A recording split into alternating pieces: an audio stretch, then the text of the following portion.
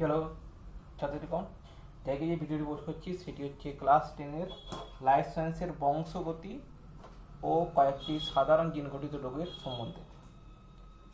এই সম্বন্ধে আগে একটি ভিডিও পোস্ট করে দিলাম, যেখানে বংশগতি কাকে বলে, এছাড়াও বংশগতি সংক্রান্ত বিভিন্ন রকম সংজ্ঞা, এলিল, জিন এগুলো সম্বন্ধে আলোচনা করে দিলাম।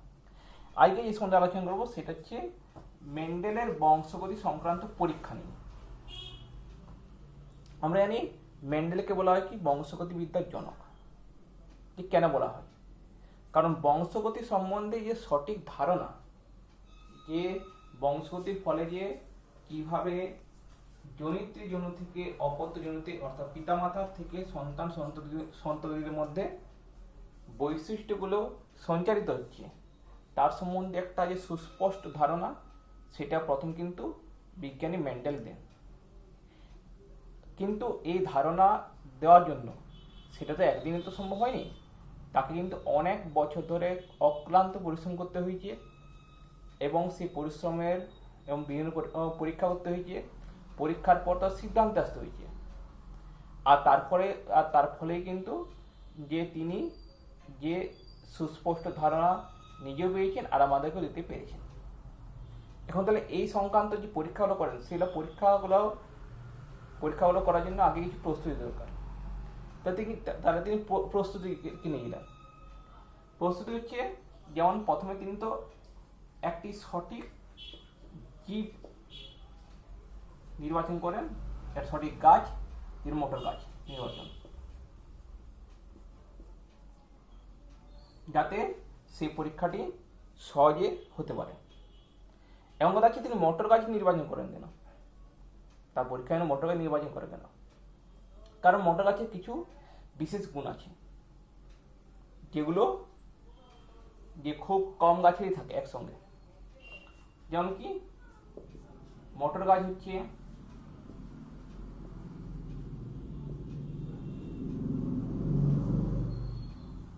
দ্রুত বৃদ্ধি সম্পন্ন,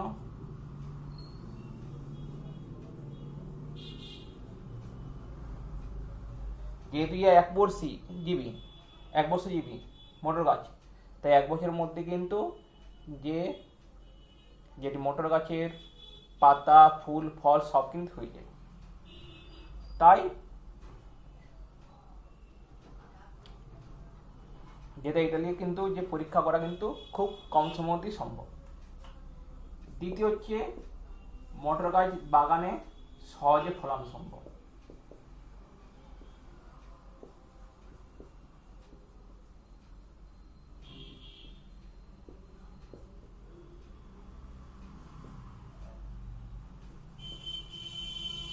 অর্থাৎ মোটর গাছের জন্য খুব বেশি জায়গা লাগে, খুব বেশি সার মাটি লাগে তাও নয়, এটি কিন্তু খুব সহজে কিন্তু বাগানে ফলানো যায়।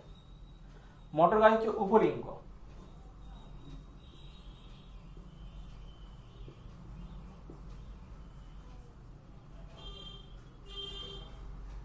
উভলিঙ্গ মানে কি? এর কিন্তু যে পুংস্তবক ও স্ত্রীস্তবক দুটি স্তবকই থাকে, পুংকেশর ও গর্ভকেশর। তাই এর সাথে তিনি স্বপরাগযোগ ও ইতর পরাগযোগ দুটো প্রক্রিয়ায় করতে সক্ষম হইলেন। স্বপরাগযোগের সময় তো এমনিতেই যেটি মোটর গাছ নিয়ে সেই মোটর গাছের পুংকেশরের যে পরাগটা, সেটা কেশরের গর্ভমুণ্ডে স্থাপিত করলে হয়ে গেল স্বপরাগযোগ। আর ইতর পরাগযোগের ক্ষেত্রে তিনি করিলেন, ইতর পরাগযোগের ক্ষেত্রে একটি ফুলের সমস্ত পুংকেশর যেটা ছিল সেটা কেটে দিলেন কাঁচি দিয়ে, আর একটা ফুলের সমস্ত গর্ভকেশর কেটে দিলেন কাঁচি দিয়ে। এরপর যার শুধু পুংকেশর আছে সেখান থেকে পরাগটি নিয়ে যার গর্ভকেশর আছে তাতে স্থাপন করিয়ে, তাই এইভাবে তিনি ইতর পরাগযোগ করতেও সক্ষম হইলেন। চতুর্থ হচ্ছে মোটর গাছ 7 জোড়া বিপরীত চারিত্রিক মোটর গাছে 7 জোড়া বিপরীত চারিত্রিক বৈশিষ্ট্য পরিলক্ষিত হয়।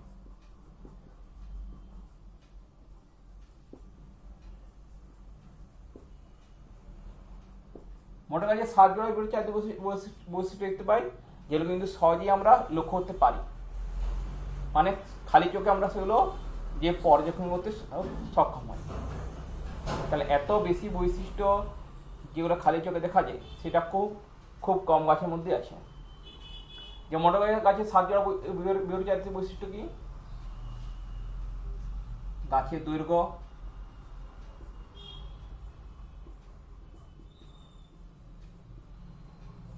যেটার একটা প্রকট বৈশিষ্ট্য, একটা প্রচ্ছন্ন বৈশিষ্ট্য।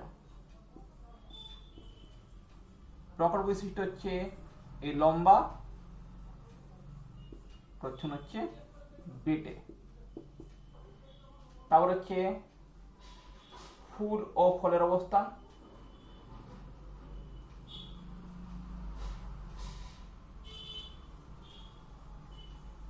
কক্ষে ও শীর্ষে।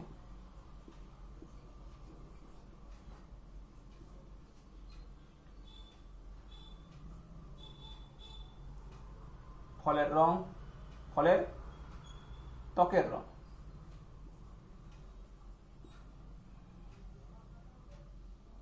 সবুজ আর হলুদ।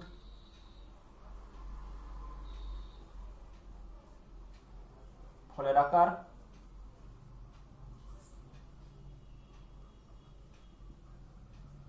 খানযুক্ত আর মসৃণ। ফুলের রং,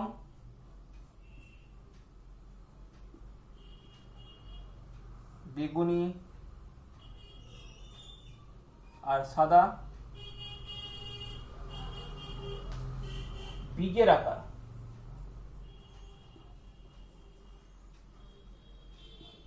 গোল, কুঞ্চিত। আর বীজ ত্বকের রং, অর্থাৎ বীজের উপরে যে ত্বক আছে তার রং হলুদ আর সবুজ। তাহলে এত রকম বৈশিষ্ট্য নিয়ে তিনি কাজ করতে সক্ষম হয়েছেন। তাহলে এইটাও কিন্তু তার সাফল্য লাভের পিছনে একটা বড় কারণ। তাই একটা সঠিক গাছ নির্বাচন সেটা কিন্তু তার এই পরীক্ষায় কিন্তু খুব বেশি সাহায্য করে দিল। এছাড়া তিনি কি করলেন, তিনি টানা 2-3 বছর ধরে মটর গাছ নিয়ে পরীক্ষা করে পর খাঁটি বৈশিষ্ট্য সম্পন্ন মটর গাছগুলিকে নির্বাচন করেছিলেন, অর্থাৎ যাতে কোনো সংকর বৈশিষ্ট্য না থাকে। যেমন লম্বার ক্ষেত্রে আমরা জানি বড়টি এটা হচ্ছে খাঁটি বৈশিষ্ট্য, বা ছোটটি এটা হচ্ছে বেটে বৈশিষ্ট্য, কিন্তু খাঁটি। কিন্তু বড়টি ছোটটি হলে কি হবে, সেটা হয়ে যায় সংকর বৈশিষ্ট্য, সংকর লম্বা। এখন যদি সংকর বৈশিষ্ট্য সম্পন্নটি হয়ে যায়, তা সেই ক্ষেত্রে কিন্তু সেখানে সঠিক ফলটা যেমন আসা হচ্ছে সে অনুযায়ী না আসতে পারে। তাই খাঁটি অর্থাৎ বিশুদ্ধ বৈশিষ্ট্য সম্পন্ন গাছ নির্বাচন করা কিন্তু একটা খুবই গুরুত্বপূর্ণ জিনিস, যেটা তিনি যে কয়েক বছর ধরে পরিশ্রমের ফলে করেছিলেন। আর এই জন্য তিনি মটর গাছের অনেকগুলো জনু ধরে পরীক্ষা নিরীক্ষা করেছিলেন, তারপরে তিনি পান। এবং তিনি একসঙ্গে কিন্তু মানে মটর গাছের 7 জোড়া বিপরীত চারিত্রিক বৈশিষ্ট্য থাকলেও তিনি একসঙ্গে 7 জোড়া বিপরীত চারিত্রিক বৈশিষ্ট্য নিয়ে কাজ করেন নাই। তিনি 1 জোড়া বা 2 জোড়া বিপরীত চারিত্রিক বৈশিষ্ট্য নিয়ে কিন্তু কাজ করেন। কারণ একসঙ্গে 7 জোড়া করলে সেখানে যে বিষয়টা এতটা জটিল হয়ে যেত যে সেটা নিয়ন্ত্রণ করা কঠিন হতো। তাই তিনি 1 জোড়া বা 2 জোড়া দিয়ে কাজ করেন। আর তারপরে আমরা এক সংকর জনন ও দ্বিসংকর জনন, এই দুটি জনন প্রক্রিয়া কিন্তু তার থেকে পাই।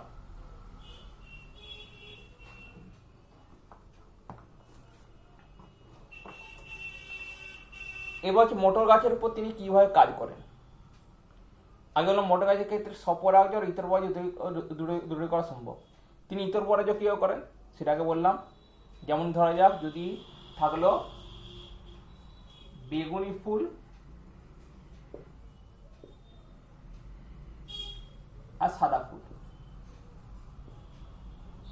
এদের মধ্যে ইতর পরাগজ করতে হবে। এখন আগে বললাম মটর গাছটা হচ্ছে উপলিঙ্গ, অর্থাৎ এতে পুংকেশর ও গর্ভকেশর দুটোই আছে।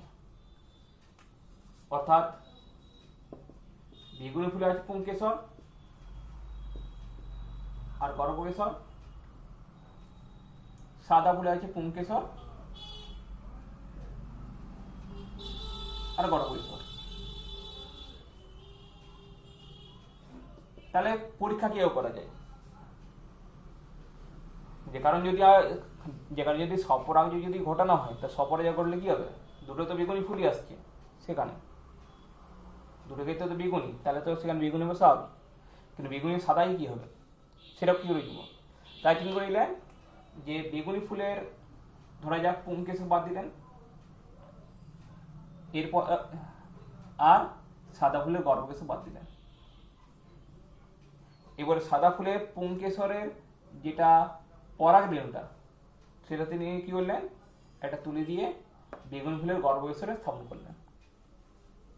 বা উল্টোটাও করা যেতে পারে, তিনি উল্টোটা করে দিলেন যে বেগুনি ফুলের গর্ভকেশর বাদ দিলেন আর সাদা ফুলের পুংকেশর বাদ দিলেন। এরপর বেগুনি ফুলের পুংকেশরটা স্থাপন করেন, পুংকেশরের পরাগ রেণু স্থাপন করেন সাদা ফুলের গর্ভকেশরে। তারপর দেখেন যে কি তাহলে সেখানে যে ফলটা পাওয়া যাচ্ছে। তাহলে তিনি কি দেখেন যে উভয় ক্ষেত্রেই কিন্তু যে ফুলগুলো পাওয়া যাচ্ছে সেগুলো হচ্ছে বেগুনি ফুল। অর্থাৎ তিনি বুঝতে পারেন যে বেগুনি ফুল যেটা, বেগুনি রংটা যেটা আছে সেটা কিন্তু প্রকাশিত হচ্ছে, সাদা রংটা প্রকাশিত হচ্ছে না। কিন্তু এই যে এই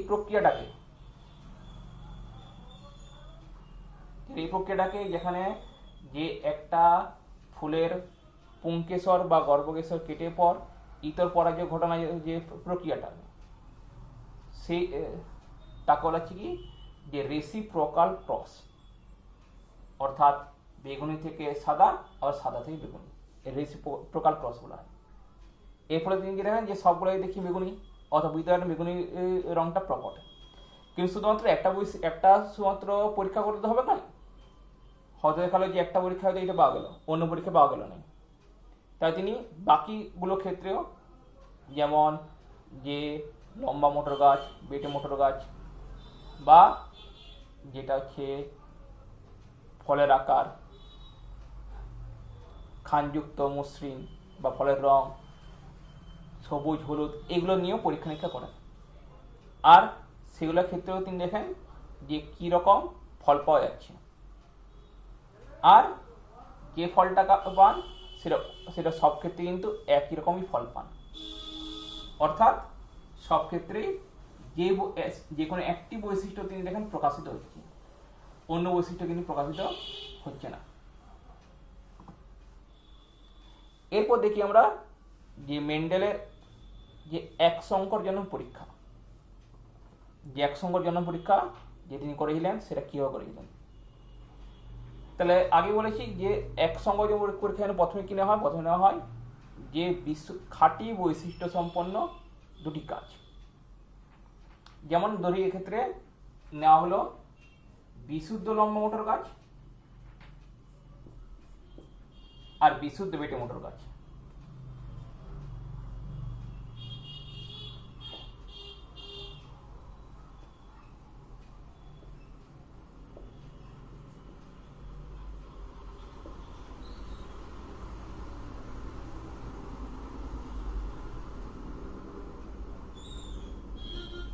এখানে দেখো বিশুদ্ধ লম্বা মোটর গাছের ক্ষেত্রে দুটি বড়টি আছে।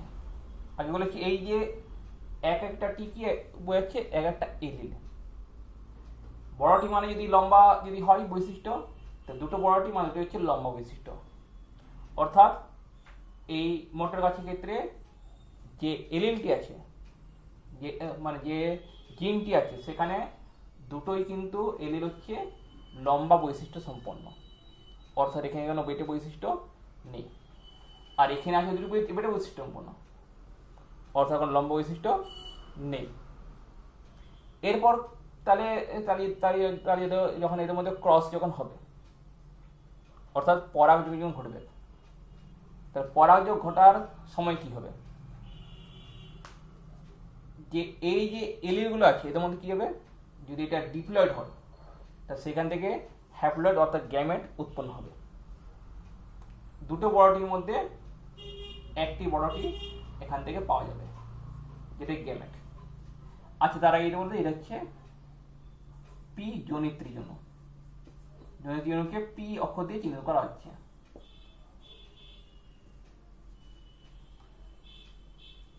এখানে কি আপনি গ্যামেট পাওয়া যাবে কি স্মল টি। এবারে এই দুটি গ্যামেটের মিলন ঘটবে নিষেক প্রক্রিয়ার মাধ্যমে। তা বড়টি ছোটটি এই টেবিলে আসছে বড়টি ছোটটি, এটা হচ্ছে F1 অপত্যের জন্য, অর্থাৎ প্রথম অপত্যের জন্য।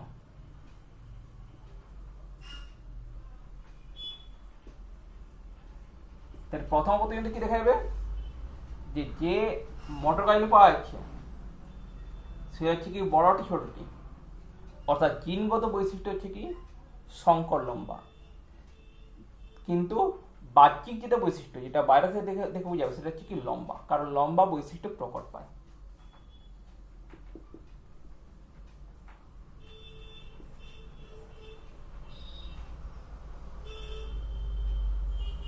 কারণ আগে বলেছি যে দুটি বৈশিষ্ট্য পাওয়া যাচ্ছে, দুটো বৈশিষ্ট্যের মধ্যে যে কোনো একটি প্রকট হবে, অন্যটি কিন্তু যে প্রচ্ছন্ন অংশে রয়ে যাবে। দুটো কিন্তু একসঙ্গে প্রকাশিত হতে পারবে না, দুটো কখনো মিশবে না। এইটা হচ্ছে মেন্ডেলের যেটা পৃথকীকরণ সূত্র, যা তিনি এখান থেকে পান, যে কি যে যখন দুটি বিপরীতচারিত বৈশিষ্ট্য সম্পন্ন জীবের মধ্যে যদি সংকরায়ন ঘটানো হয়, তাহলে সংকরায়ন ফলে গ্যামেটগুলি পাশাপাশি একত্রিত হলেও তারা কখনোই পরস্পর মিশ্রিত হয় না। এরপর যদি প্রথম অপত্যজনিতে যেসব জীবগুলো পাওয়া যাচ্ছে, প্রথম অপত্যজনিতে পাওয়া যাচ্ছে সেটা সংকর লম্বা, কিন্তু এটা তো নয় যে সবগুলোই, কিন্তু এটা তো নয় যে কি আমরা একটা এরকম লম্বা পাবো, আর অনেকগুলো পেতে পারি। তাহলে যেগুলো পাবো তাদের মধ্যে যদি সংকরায়ন ঘটানো হয়, অর্থাৎ বড়টি ছোটটি অর্থাৎ F1 অপত্যজনিতে যেসব মোটর গাড়ি পাওয়া আছে তাদের মধ্যে সংকরায়ন ঘটানো হয়, তাহলে সেক্ষেত্রে কি হবে, সেই ক্ষেত্রে এখান থেকে গ্যামেট যেতে পারে হয় বড়টি অথবা ছোটটি, এখান থেকে গ্যামেট যেতে পারে কি হবে হয় বড়টি অথবা ছোটটি। তাহলে এই গ্যামেটের সঙ্গে যদি এই গ্যামেটের সংকরায়ন হয়, দুটো বড়টি, এই গ্যামেটের সঙ্গে যদি এই গ্যামেটের যদি সংকরায়ন হয়, তো বড়টি ছোটটি, এই গ্যামেটের সঙ্গে এই গ্যামেটের হলে বড়টি ছোটটি, আর এর সঙ্গে এর হলে দুটোই ছোটটি। অর্থাৎ কি হচ্ছে, একটা বৈশিষ্ট্য এটা আসছে সেটা হচ্ছে বিশুদ্ধ লম্বা, দুটো আসছে সংকর লম্বা, আর একটা হচ্ছে বিশুদ্ধ বেটে। এটাকে যদি আমরা আবার যদি ছকের সাহায্যে দেখাই তাহলে কিরকম হবে,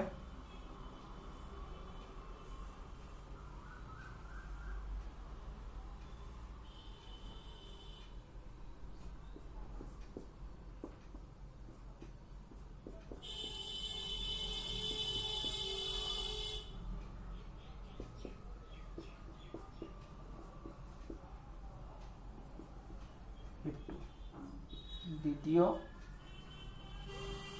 অপত্যজন্য।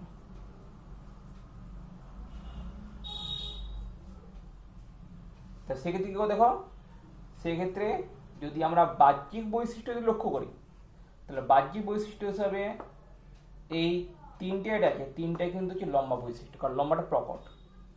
তাহলে এইটা তিনটাই কিন্তু আমরা কেবল লম্বা বৈশিষ্ট্য পাবো, আর শুধু এইটা আসবে বেটে। তাহলে বাহ্যিক এটা বৈশিষ্ট্য বা এটা ফিনোটাইপ, তাহলে ফিনোটাইপ অনুপাত কি হবে এখানে,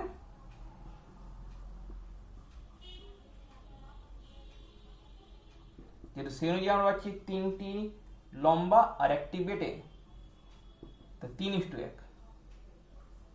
কিন্তু এটা আমরা জিনোটাইপ করি,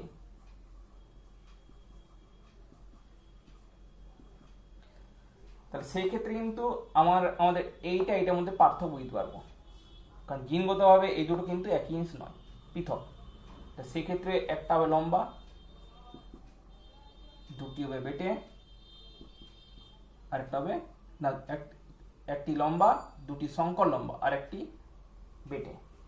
1:2:1। এটা হচ্ছে কি জিনোটাইপ অনুপাত।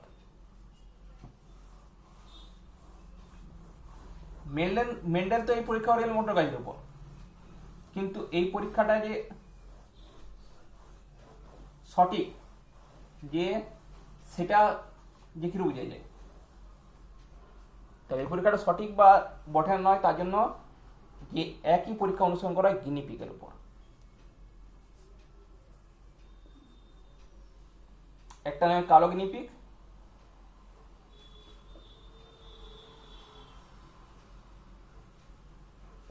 আর সাদা গিনিপিগ।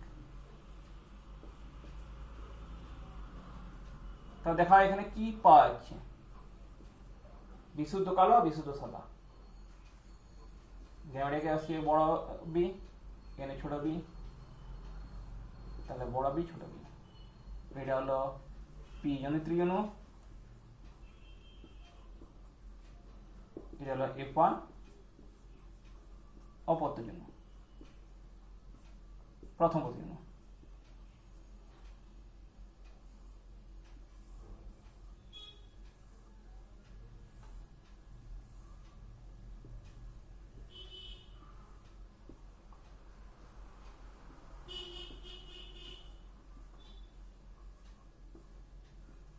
তাহলে যেহেতু এখানে গিনিপিগের রঙের ক্ষেত্রে যেহেতু কালো রঙটা প্রকট আর সাদাটা প্রচ্ছন্ন, তাই কি দেখা যায় যে মেন্ডেলের মতো এখানে কি দেখা যায় যে তিনটি গিনিপিগ পাওয়া যায়, যেটা হচ্ছে কালো বৈশিষ্ট্য সম্পন্ন আর একটি হচ্ছে সাদা বৈশিষ্ট্য সম্পন্ন।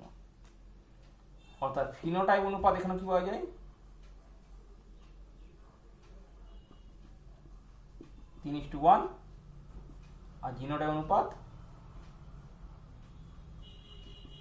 1:2:1। ফলে সাই বুঝে যায় মেন্ডেলের যে পরীক্ষাটা এলো সেটা সঠিক।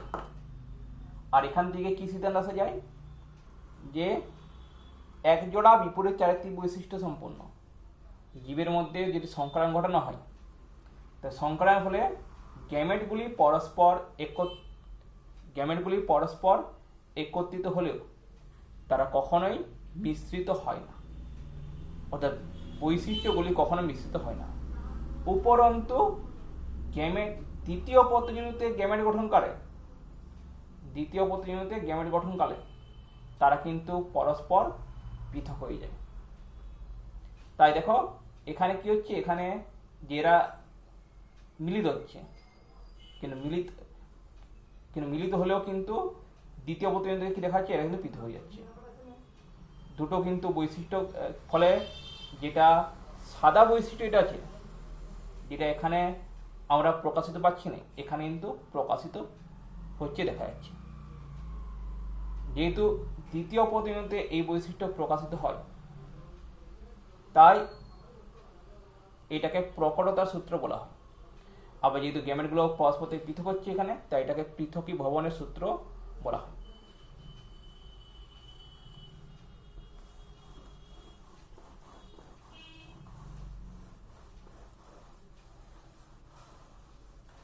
দ্বিসংকরজন,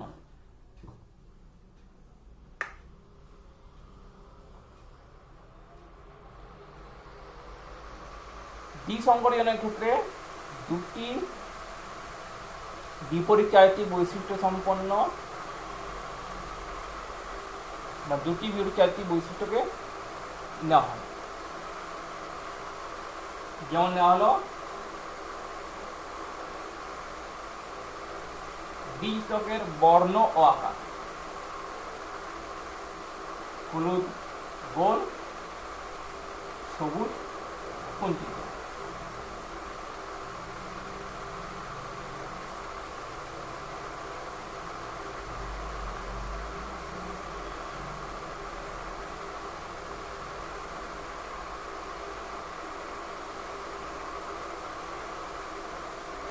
এবারে দুই জোড়া বিপরীত চারিত্রিক বৈশিষ্ট্য নিয়ে মেন্ডেল পরীক্ষা করেছিলেন, আর দেখলেন যে সেখান থেকে তিনি কি ফল পাচ্ছেন।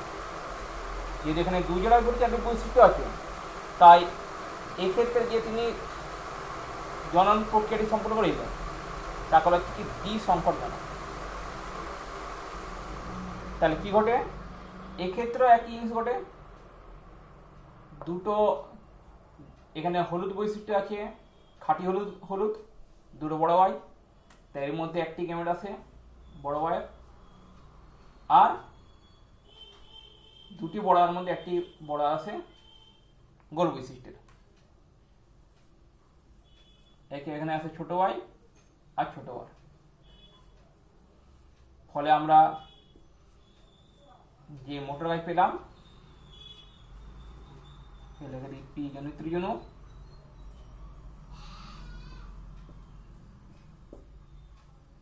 বড় ওয়াই ছোট ওয়াই, বড় ছোট ওয়াই, F1 অপত্রিণুতে। প্রথম অপত্রিণুতে বড় ওয়াই ছোট ওয়াই, বড় আর ছোট ওয়াই, এটা কি পেলাম যে F1 অপত্রিণুতে। ফলে কি দেখা গেল, যেহেতু হলুদ বৈশিষ্ট্যটি প্রকট, তাহলে যে মোটর গাছটি পাওয়া গেল সেখানে বীজটকের বর্ণ হলো হলুদ, আর যেটা বীজটকের আকার হলো সেটা কি, যেহেতু গোল বৈশিষ্ট্য প্রকট তাহলে গোল। অর্থাৎ F1 অপত্রিণুতে আমরা সমস্ত গাছকে যেগুলো পেলাম তার বীজটকের বর্ণ হচ্ছে হলুদ, আকার হচ্ছে গোল। এবারে F1 অপত্রিণুতে প্রাপ্ত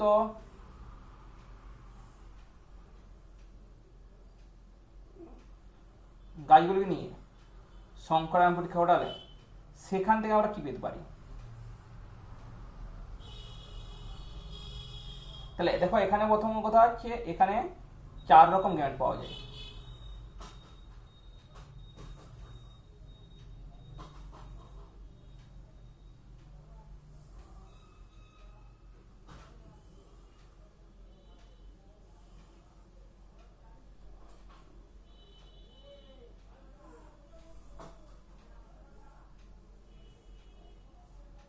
আর তাদের মধ্যে সংকরণ ঘটা যেতে পারে।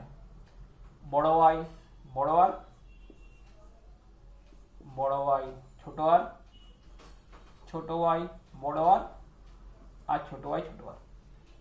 এদিকে কি হবে, বড় ওয়াই বড় আর, বড় ওয়াই ছোট আর, ছোট ওয়াই বড় আর, ছোট ওয়াই ছোট আর।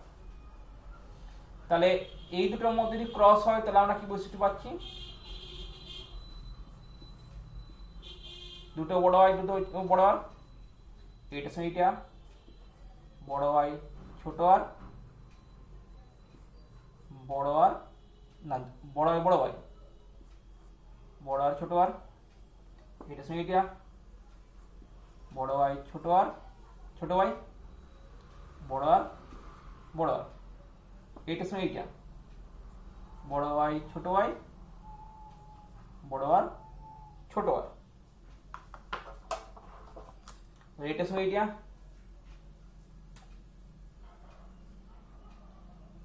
বড় ওয়াই বড় ওয়াই, বড় আর ছোট আর, এটার সঙ্গে এটা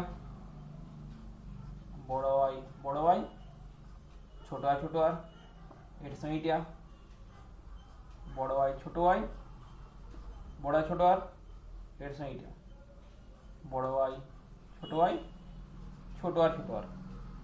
এবার এটার সঙ্গে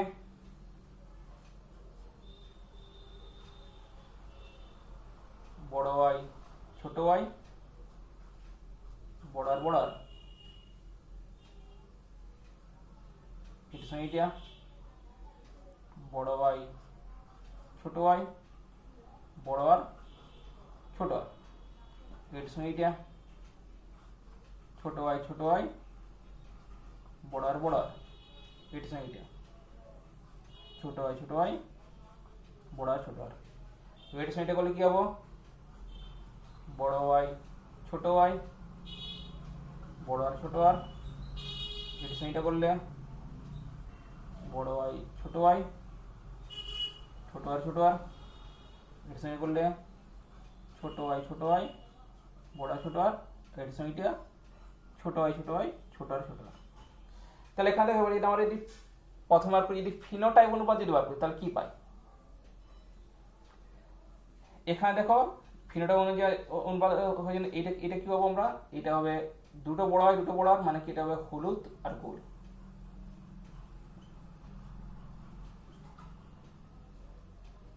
এখানে হবে হলুদ ও গোল, এটাও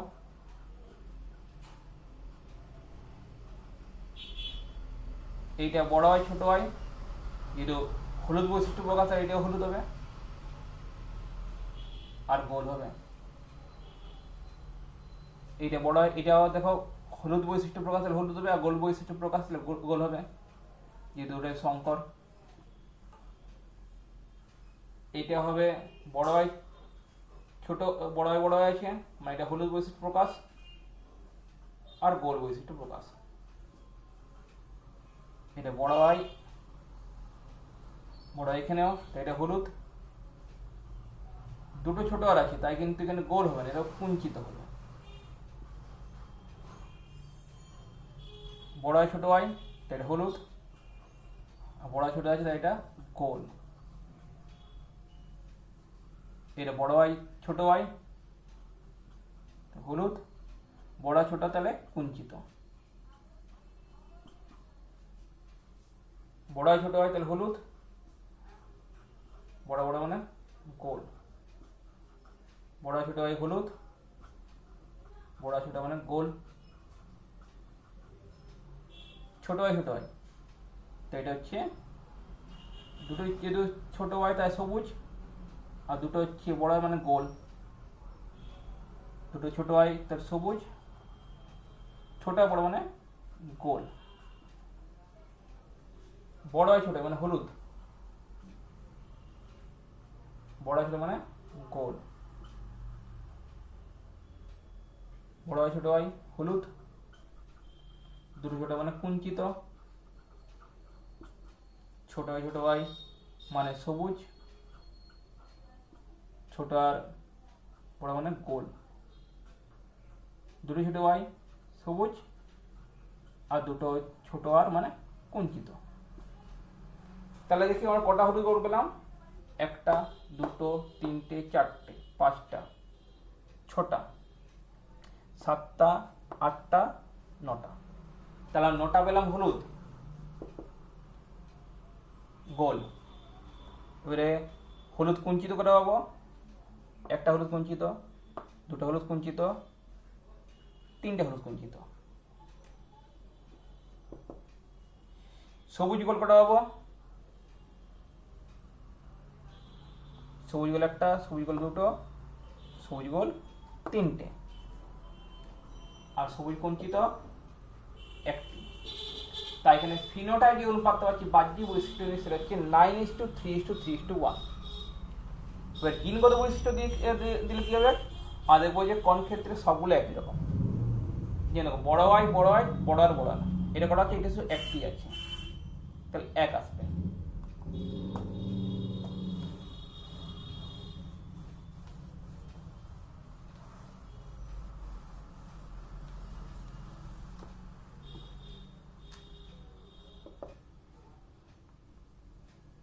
এবার দেখি তাহলে বিশুদ্ধ হলুদ বিশুদ্ধ গোল পেলাম একটা, এটা বিশুদ্ধ হলুদ শঙ্কর গোল। এটা দেখো বিশুদ্ধ হলুদ শঙ্কর গোল একটা,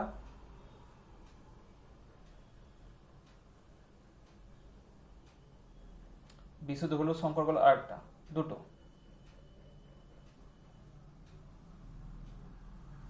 তো বিশুদ্ধ হলুদ শঙ্কর গোল পাচ্ছি আমরা শুধুমাত্র দুটি, টু। এবারে শঙ্কর হলুদ বিশুদ্ধ গোল, সেটা কত করা হবো, তো শঙ্কর হলুদ বিশুদ্ধ গোল অর্থাৎ বড় হয় ছোট হয় বড় হয়, এইটা একটি।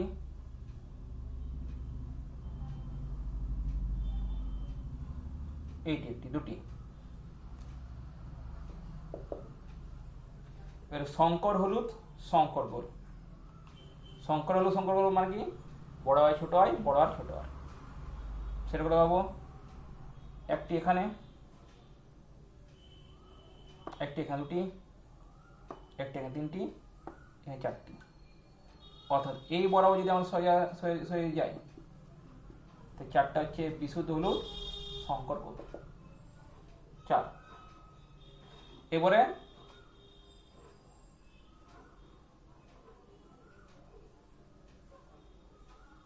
এবার দেবো শঙ্কর হলুদ, এবার বিশুদ্ধ হলুদ আর কুঞ্চিত কটা পাচ্ছি। তাহলে বিশুদ্ধ হলুদ আর কুঞ্চিত অর্থাৎ বড় হয় ছোট হয় ছোট হয়। তাহলে দেখো এইটা একটা বিশুদ্ধ হলুদ আর কুঞ্চিত।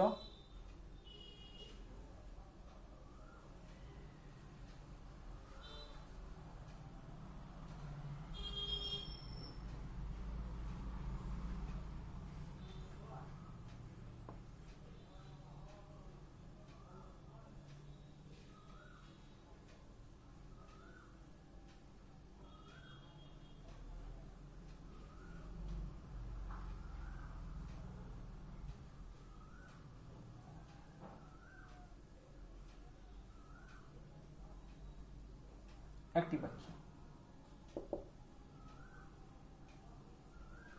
এবারে শঙ্কর হলুদ আর কুঞ্চিত করা হবো, অর্থাৎ বড় হয় ছোট হয় ছোট আর ছোট আর।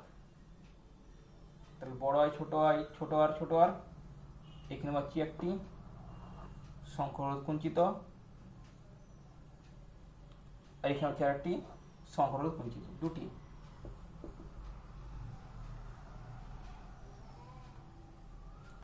এবার দেখি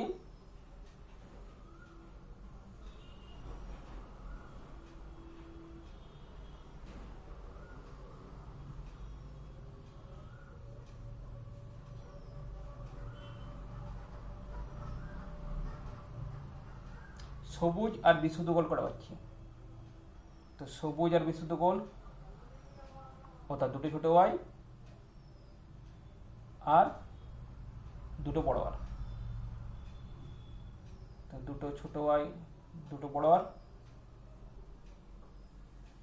এখানে পাচ্ছি একটি সবুজ গোল,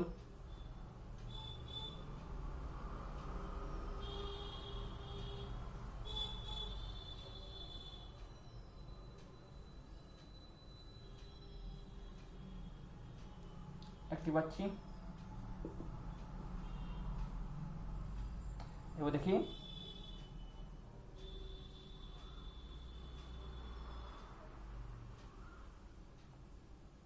এবার দেখো বিশুদ্ধ সবুজ আর শঙ্কর গোল করে পাচ্ছি, অর্থাৎ বড় হয় ছোট হয় বড় হয় ছোট হয় ছোট হয় ছোট হয় বড় হয় ছোট হয়। তাহলে এখানে পাচ্ছি যে বিশুদ্ধ সবুজ শঙ্কর গোল, আর এখানে একটা পাচ্ছি বিশুদ্ধ সবুজ শঙ্কর গোল, দুটি। আর সবুজ আর কুঞ্চিত সেটা হচ্ছে একটি, এখানে দেখো অনুপাত হচ্ছে 1:2:2:4:1:2:1:2:1। মনে রাখার জন্য এরকম লিখতে পারো 1:2:2:1:4:1:2:2:1 এইভাবে জিনোটাইপ।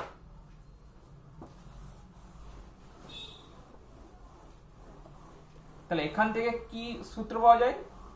প্রথম থেকে এখান থেকে তো যেটা মেন্ডেলের পৃথক উপপাদনের সূত্র সেটা পাওয়া যাচ্ছে, যে যখন দুই জোড়া বিপরীত চারিত্রিক বৈশিষ্ট্য নিয়ে যখন পরীক্ষা করা হয়, সংজ্ঞাটা ঘটানো হয়, তাহলে কি দেখা যায় যে প্রথম পদ্ধতিতে বৈশিষ্ট্যগুলি পরস্পর মিশ্রিত হয় না, পাশে অবস্থান করলে মিশ্রিত হয় না। উপরন্তু কি হয়, দ্বিতীয় পদ্ধতিতে আমরা কি দেখলাম যে প্রত্যেক বৈশিষ্ট্য তার বিপরীত চারিত্রিক বৈশিষ্ট্যের সঙ্গে সমস্ত প্রকার সমন্বয়ে স্বাধীনভাবে সঞ্চারিত হয়। অর্থাৎ বড় ওয়াইয়ের সঙ্গে ছোট ওয়াই হলো, ছোট ওয়াইয়ের সঙ্গে ছোট ওয়াই হলো, তারপরে বড় ওয়াই ছোট ওয়াইয়ের সঙ্গে বড় আর বড় হলো, মানে যত রকম হতে পারে সমস্ত রকম বিন্যাস আমরা দেখতে পেলাম। তো সমস্ত প্রকার কি দেখালো, স্বাধীন বিন্যাসে সঞ্চারিত হয়। মানে এটা নয় যে এটার সঙ্গে হবে ওটার সঙ্গে হবে তা নয়, সমস্ত রকম হতে পারে। এই জন্য এটা বলা হচ্ছে স্বাধীন বিন্যাসের সূত্র, এটা বলা হয়।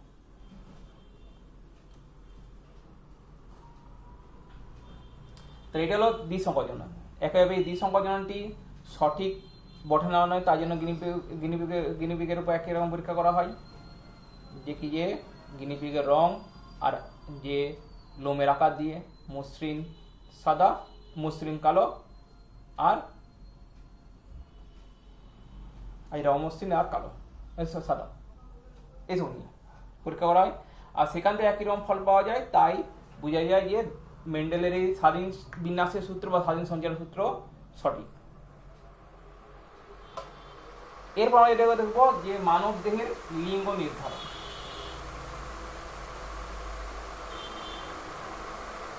মানুষদের লিঙ্গ নির্ধারণ হয় কিভাবে? লিঙ্গ নির্ধারণ মানে কি? পুরুষ অথবা মহিলা, এটা চিহ্নিত করা উপায়। এটা তো যখন লিঙ্গ নির্ধারণ হয় সেটা দু প্রকারে হতে পারে সাধারণ ক্ষেত্রে। একটা হচ্ছে যেটা হচ্ছে প্রাথমিক লিঙ্গ নির্ধারণ আর গৌণ লিঙ্গ নির্ধারণ। প্রাথমিক লিঙ্গ নির্ধারণ সেটা কি দিয়ে? সেটা হচ্ছে যে জিনগত বৈশিষ্ট্য দিয়ে, ক্রোমোজোমের উপর নির্ভর করে। আর গৌণ লিঙ্গ নির্ধারণ হচ্ছে সেটা হচ্ছে যে বাহ্যিক বৈশিষ্ট্যের দ্বারা। তাহলে প্রাথমিক লিঙ্গ নির্ধারণ যদি দেখি, আমরা যদি জিনগত বৈশিষ্ট্য দেখি তাহলে কি দেখবো? পুরুষের ক্ষেত্রে আমরা যে ক্রোমোজোম পাই, আচ্ছা প্রথমে দেখি মানুষের দেহে ক্রোমোজোম কী থাকে। মানুষের দেহে আমরা জানি যে দেহকোষে থাকে মোট 23 জোড়া ক্রোমোজোম, 46টি। এর মধ্যে যেটা 22 জোড়া থাকে, 22 জোড়া ক্রোমোজোম,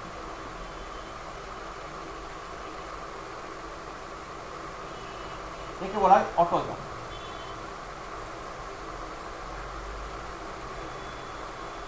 এই 22 জোড়া ক্রোমোজোম বলতে গেলে যে লিঙ্গ নির্ধারণে এদের ভূমিকা নেই। এদের ভূমিকা কিসে আছে? এদের ভূমিকা আছে যে দেহের রং, আকার, আকৃতি এগুলোর উপরে আছে, কিন্তু যে লিঙ্গ কি হবে, পুরুষ হবে না স্ত্রী হবে, তার উপর কিন্তু নির্ভর নয়।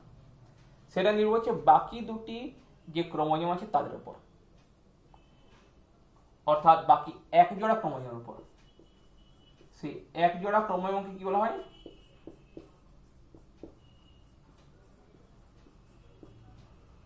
অ্যালোজোম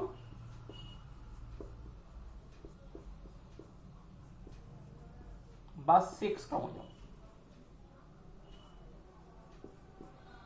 পুরুষ আর স্ত্রী দেহে এই এক জোড়া ক্রোমোজোম কিন্তু ভিন্ন হয়। বাকি 22 জোড়া একই রকম হয়, কিন্তু এই এক জোড়া ভিন্ন রকম। পুরুষের ক্ষেত্রে এই এক জোড়া ক্রোমোজোম হয় XY, স্ত্রীর ক্ষেত্রে হয় XX। অর্থাৎ পুরুষ হবে বা স্ত্রী হবে সেটি এক জোড়া ক্রোমোজোম নির্ভর করে। XY হলো পুরুষ, XY হলো স্ত্রী। এখন তাহলে যদি পুরুষ আর স্ত্রীর মধ্যে যদি সংক্রমণ ঘটে, তাহলে মানে নিষেক প্রক্রিয়া সম্পন্ন হয়, তাহলে সেক্ষেত্রে যে সন্তান জন্ম হবে সে কি হবে? পুরুষ হবে না স্ত্রী হবে? কি করে বোঝা যাবে? তাহলে যদি আমরা পুরুষের পুরো যদি ক্রোমোজোম লিখি তাহলে দেখা হবে 44A + XY। স্ত্রী কি হবে? 44A + XX। এবার গ্যামেট কি আসবে এখানে? তাহলে অর্ধেক হয় 22A + X আসবে, অথবা 22A + Y। স্ত্রী কি আসবে? 22A + XX, 22A + XX। এখন তাহলে এই 22A + XX এর সঙ্গে এই 22A + আচ্ছা এক মিনিট,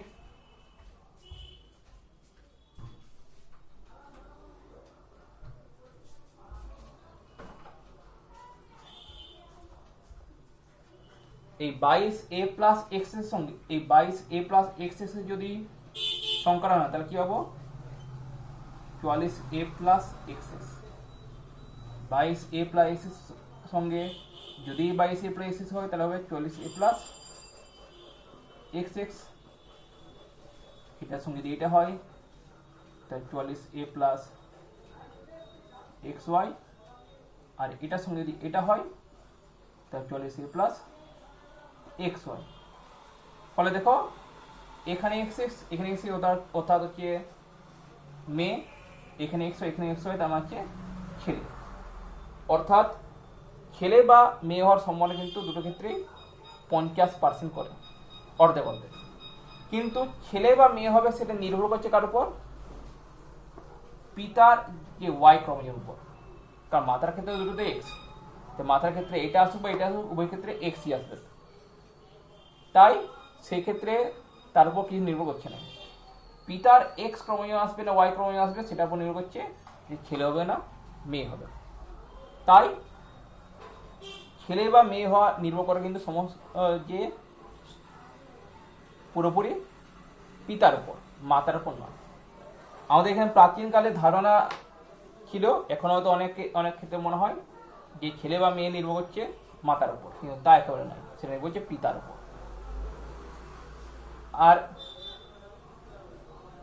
আর যে এইভাবে কিন্তু যে ছেলে বা মেয়ে হওয়ার লিঙ্গ নির্ধারিত হয়, যেটা হচ্ছে প্রাথমিক লিঙ্গ নির্ধারণ। যেহেতু এক্ষেত্রে আমাদের এক্স এক্স আর এক্স ওয়াই ক্রোমোজোমটার উপরে যে নির্ভর করছে লিঙ্গ নির্ধারণ, তাই এটাকে এক্স এক্স এক্স ওয়াই পদ্ধতিও বলা হয়। গৌণ লিঙ্গ নির্ধারণ কি? গৌণ লিঙ্গ নির্ধারণ হচ্ছে যেসব বাহ্যিক বৈশিষ্ট্যের সাহায্যে ছেলে বা মেয়েকে চিহ্নিত করা যায়। যেমন যে যদি গলা স্বর ধরা হয় তাহলে ছেলেদের মোটা হয়, মেয়েদের সরু হয়। এছাড়াও অন্যান্য যেসব বৈশিষ্ট্য আছে তার সাহায্যে যে চিহ্নিত করা, ছেলেদের গায়ের লোম অনেক বেশি থাকে, মেয়েদের কম। এইসব বৈশিষ্ট্যের সাহায্যে কিন্তু ওদের মধ্যে যে চিহ্নিত যে কে ছেলে কে মেয়ে এটা কিন্তু বোঝা যায়। এটা হচ্ছে গৌণ লিঙ্গ নির্ধারণ। কিন্তু সঠিকভাবে বুঝতে গেলে কিন্তু আমাদের এই ক্রোমোজোমের সাহায্য নিতে হবে, বংশগতির সাহায্য নিতে হবে। আজকের জন্য এখানে শেষ করছি ভিডিওটি। যদি ভালো লেগে থাকে লাইক করবে, শেয়ার করবে, সাবস্ক্রাইব করবে। আর যদি প্রশ্ন থাকে, কি পরামর্শ থাকে, তাহলে অবশ্যই কমেন্ট বক্সে কমেন্ট করে জানাবে। পরের ভিডিওতে এরপরে যেগুলো আছে বংশগতি সংক্রান্ত কিছু সাধারণ জিনগত রোগ তার সম্বন্ধে বলবো। আজকের এখানে থাক। নমস্কার।